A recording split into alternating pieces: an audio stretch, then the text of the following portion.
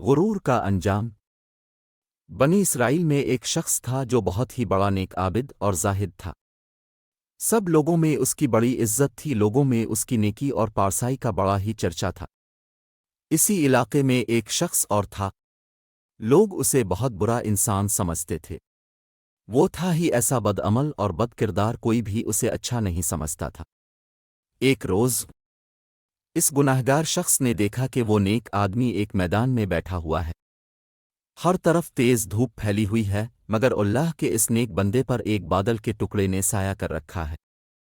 گناہگار نے یہ منظر دیکھا تو اپنے دل سے بڑا شرمسار ہوا، اور یہ خیال پیدا ہوا کہ اس چلچلاتی دھوپ میں جہاں دور دور تک سایہ نہیں ہے، بادل کے ایک ٹکڑے نے صرف اس لیے اس پر سایہ کر رکھا ہے کہ یہ اللہ کا نیک بندہ ہے، کیوں نہ میں بھی اس کے ساتھ بیٹھ جاؤں؟ کیا خبر کہ اس کی برکت سے اللہ تعالیٰ مجھے بھی بخش دے اور میری خطاؤں کو معاف فرما دے۔ یہ شخص عابد و زاہد کے پاس گیا اور اس کے ساتھ سائے میں بیٹھ گیا۔ اس کے بیٹھتے ہیں اس عابد و زاہد شخص کے دل میں خیال آیا کہ یہ اپنے زمانے کا بدترین گناہگار اور پوری قوم میں بدنام تشخص ہے۔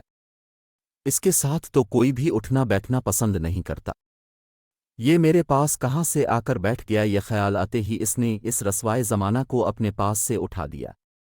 وہ گناہگار شخص اٹھا اور چلا گیا، لیکن بادل کا وہ ٹکڑا بھی اس کے ساتھ روانہ ہو گیا اور اس کے سر پر سایہ فگن ہو گیا۔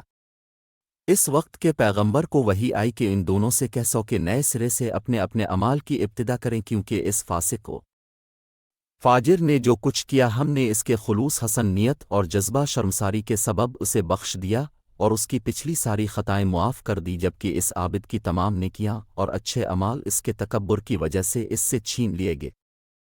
اس طرح کے سبق آموز قصے کہانیاں اسلامی واقعات دیکھنے اور سننے کے لیے ہمارا چینل ببو گوشا ٹی وی کو لائک کریں، چینل کو سبسکرائب کریں اور گھنٹی کے نشان کو ضرور دبا دیں۔ شکریہ۔